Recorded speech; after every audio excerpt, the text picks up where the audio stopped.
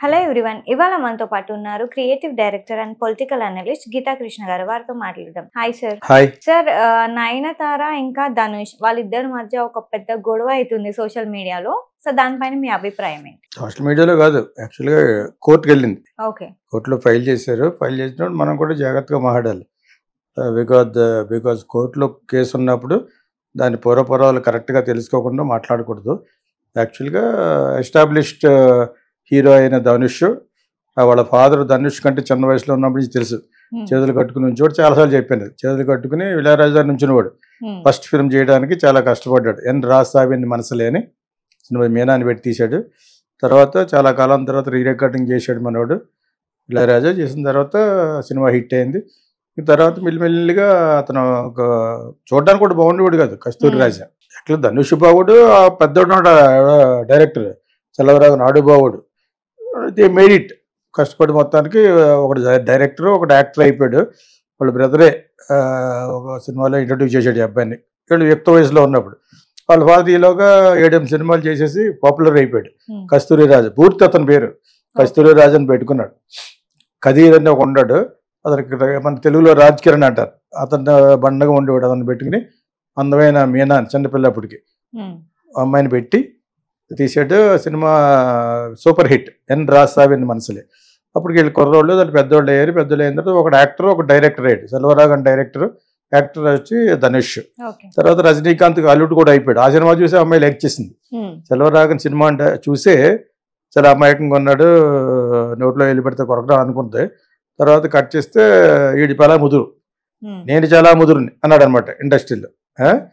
వెళ్ళిపోయాడు. ఇప్పుడు 40-45 కోట్లు రెమ్యునరేషన్కి వెళ్ళిపోయాడు. ధనుష్ చరిత్ర అది. ధనుష్ కొంచెం విమెనైజర్, బాగా అమ్మాయిలకి వ్యవహారం ఎక్కువ ఉన్నవాడు అనమాట.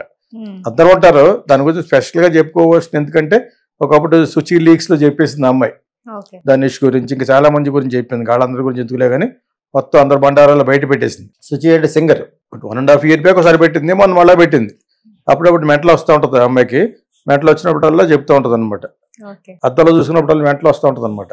సో ఆ టైప్లో ఏదో అయ్యింది దానికి. మొత్తానికి ధనుష్ బండారం బయట పెట్టింది.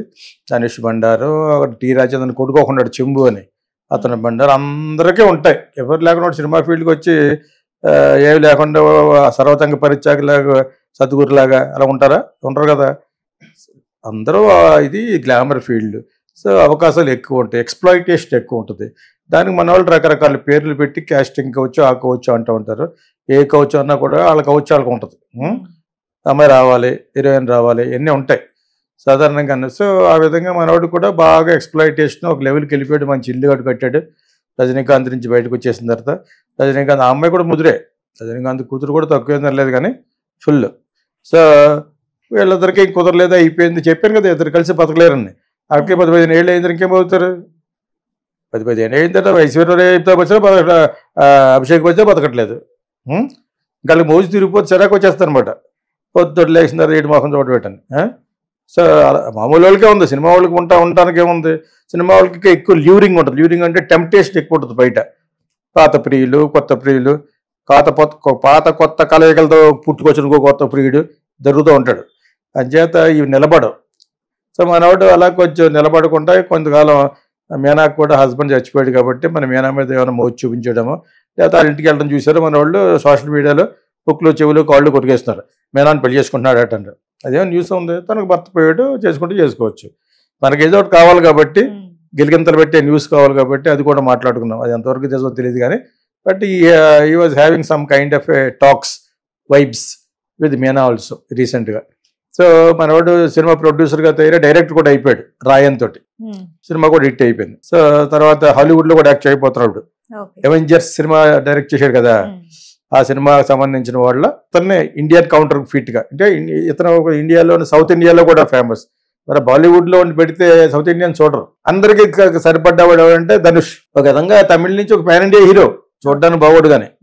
అర్థమైందా? అలాగంటే మన ఎవడన్నా ఒక ఇంటర్వ్యూలో అతను ప్రభాస్ మంచివాడు, మంచి హీరో, జనబావుడు.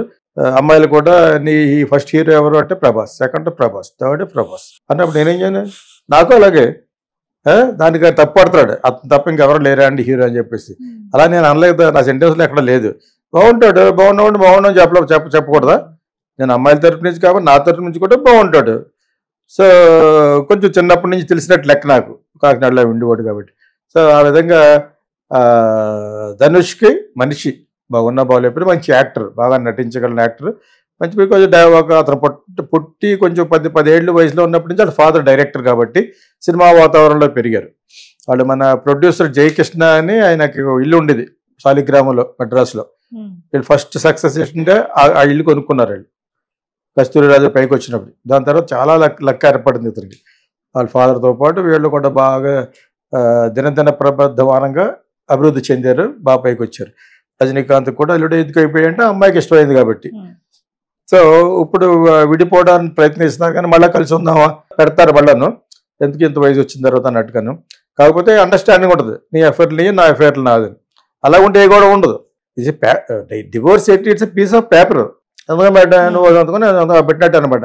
సో ఆ విధంగా చెప్తే అయినా కూడా కొంతమందికి ఈ ప్రాపర్టీస్ మీద అధికారం లేకుండా ఎలా ఉంటుంది, అతని ప్రాపర్టీస్ అతని పిల్లలకి, ఆమె ప్రాపర్టీస్ పిల్లలకి వెళ్తుంది, మూడోవాడి పిల్లలకి ఎవరు కదా. సో ఇది just foolishness actually, piece of paper. అందుకనే పెళ్లి చేసుకోకుండా విడిపోకండి, have an affair with somebody else is an understanding అంతే. సో మనవాడు సినిమాలు తీస్తూ మొదలుపెట్టిన తర్వాత వీడు ఒకటి పైకి వస్తున్నాడు, ఒకడు పర్సనాలిటీ కూడా మెయింటైన్ చేశాడు. అతనే సేతుపతి, అతని పేరు విజయ్ సేతుపతి. అతనితో విఘ్నేషన్ డైరెక్టర్ రైటర్ తోటి ఒక సినిమా అతను స్టార్ట్ చేశాడు, నానుం రౌడీదాన్ అంటే నేను రౌడీనే అని. సో ఆ సినిమాలో నయనతార హీరోయిన్. సో నయనతారకి ఆడికి కూర్చు అవుతాయి డైరెక్టర్ కింద. బట్ అప్పుడప్పుడు డైరెక్ట్ చేస్తున్నప్పుడు ఒకళ్ళు చూసుకుంటూ ఉంటారు అనమాట, డైరెక్టర్ది అఫేర్ అవుతుంటుంది. ఆడు సిగ్గుపడుతూ ఉంటాడు, ఈ అమ్మాయి సిగ్గుపడుతూ ఉంటుంది అనమాట. ఇది జనరల్గా జరుగుద్ది అనమాట. అది ప్రొడ్యూసర్ కమ్ అన్ని ఆలినాలు ఉన్న ధనుష్ చూస్తూ ఉంటాడు. ఇదనమాట సినిమా నాది, అఫేర్ వెళ్ళదని. కాలింది, ఎక్కడో కాలింది అడిగి ధనుష్కి. ఇది ఎవరో ఇటువంటి పాయింట్ ఎందుకు చెప్పినట్టే, I'm director, producer, music director, everything, I know everything. వీళ్ళందరూ కిడ్స్ కింద తెలుసు నాకు. వాళ్ళే కదా ఎవరైనా సినిమా ఫీల్డ్లో కూర్చు హోతా అయిందనుకో ఎలా ఉంటారు, అలాగే వెళ్తున్నప్పుడు సిగ్గుపడతాడు, అలాగే ఏడు వెళ్తున్నప్పుడు ఇలా చూస్తూ ఉంటాడు అనమాట. ఇవన్నీ కూడా చూస్తూ ఉంటాడు. ఆ సినిమా వాళ్ళు చూసేది ఏంటంటే వాళ్ళు లైటింగ్ చేసుకుంటూ ఉంటారు, చూస్తుంటారు. ఈ విధంగా చూసుకున్నప్పుడు అక్కడ ఏదో జరిగింది. సినిమా నాది, డబ్బులు నాది, లవ్ అఫేర్ ఎంజాయ్మెంట్ వాళ్ళది. అప్పుడు వాళ్ళిద్దరు తక్కువ, అందరూ ముదురుసే.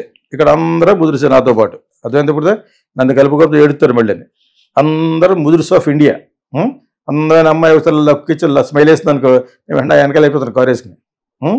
సో అంచేత అలాగేదో జరిగింది. ఇది అసలు కారణం, డెఫినెట్గా ఇది కారణం. ఏం చేయాలో తెలియక హీరోయిన్ మీద కోపం ఉందనుకోండి, ఇతనితో కాకుండా ఇంకోళ్ళతో మాట్లాడుతుంది అనుకోండి, ఆ డైరెక్టర్ చేస్తాడు, అల్రా సరిగ్గా చేయట్లేదు, డైలాగ్ చెప్పడం రాదు అంటారన్నమాట. డైరెక్టర్ తిడతాడు. ఇంకా ఇక లోపల నుంచి వచ్చేస్తూ ఉంటుంది ఎక్కువ విషయం, నేను నన్ను నా వంక చూడటం ఇంకోటి చూస్తుందని. సో ఇవన్నీ జనరల్గా జరిగే సినిమాలో గమనించుకోండి. ఇవన్నీ ఏమి లేకుండా చేస్తేనే ఓ డైరెక్టరు వాళ్ళు ఎవరికి ఉన్నా కూడా బయట చూసుకుంటేనే సినిమా బాగా వస్తుంది. ఈ ఎప్పుడైతే ఉందో ఇటువంటి చిన్న కుచ్చు హోతాయిల్లో డెఫినెట్గా ప్రాబ్లం వస్తుంది, డెఫినెట్ ప్రాబ్లం వచ్చి తీరద్దు. అక్కడ పెట్టుకున్నాడు, అక్కడ కూడా ఇతను కూడా సెట్లో కామెంట్ చేశాడు, సరిగ్గా యాక్ట్ చేయలేకపోతుంది, డైలాగ్ చెప్పలేకపోతుంది. అలా చెప్పలేకపోతే నీకంటే ఎడ్యుకేటెడ్ అమ్మాయి,